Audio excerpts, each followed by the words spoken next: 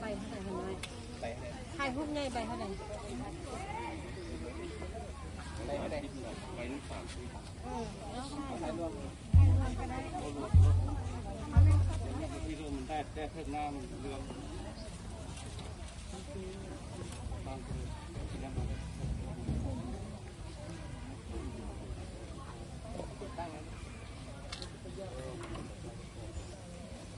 ใบดีเด้อใบเล็ก4 คนวันนี้เรามาวัดเวสสุวรรณอยู่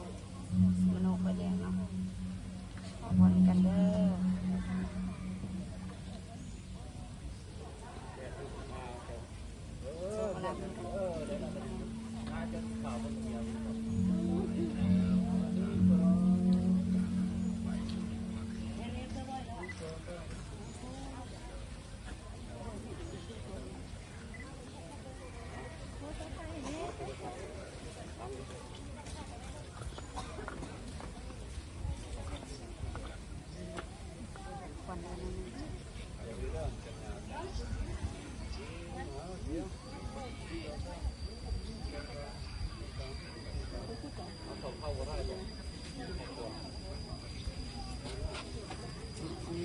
ไปทุกขอพร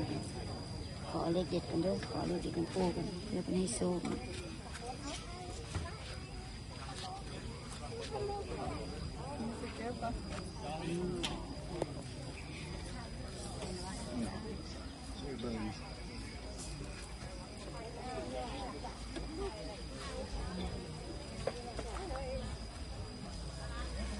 ควันยัง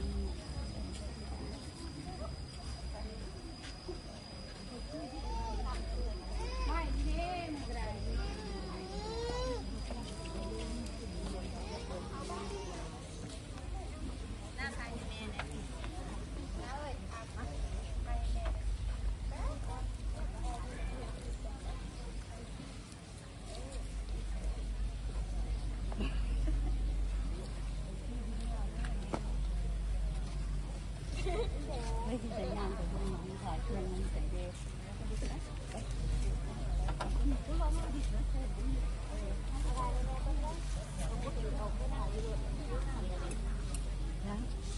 ไปเขาถ่ายอยู่รถแล้วเดี๋ยววันแรกก็ถูก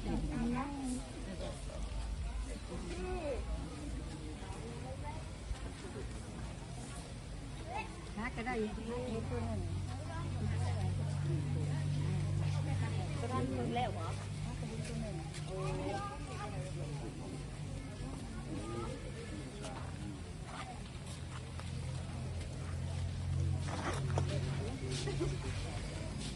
ยืนไปสักเน็ตสีไปเดียวเอาขาเอาท้ายก็ไม่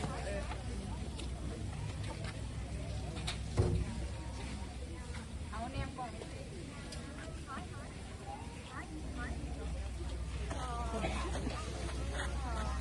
ของเฮาหอมเยี่ยมเลยนี่คือของหนูเอ็นมาค่ะที่แต่คอยใกล้กัน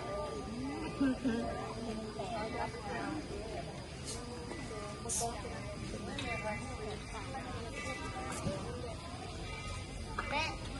จะแล่หรือจะมีรถเด้อ